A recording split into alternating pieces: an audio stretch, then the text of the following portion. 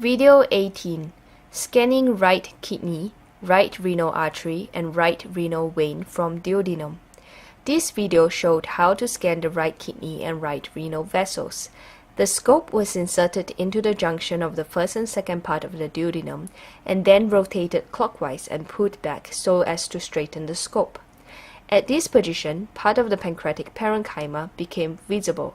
The scope was then rotated counterclockwise with adjustment of the control knob to reveal the inferior vena cava and the abdominal aorta.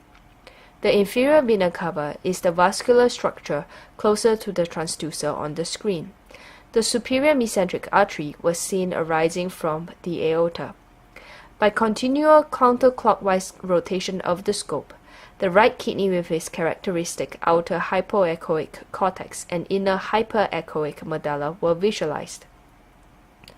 When the transducer was adjusted towards the right renal hilum, the right renal vein could be seen.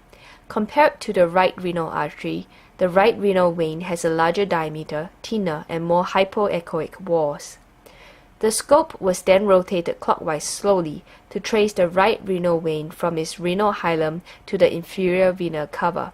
Simultaneously, the right renal artery could be seen running parallel and inferior to the right renal vein, and then passing posteriorly to the inferior vena cava to join the aorta. With the above method, we could scan back and forth between the right renal hilum and the inferior vena cava or abdominal aorta. The right adrenal gland was not seen in this video. It is usually very difficult to detect the right adrenal gland using EUS.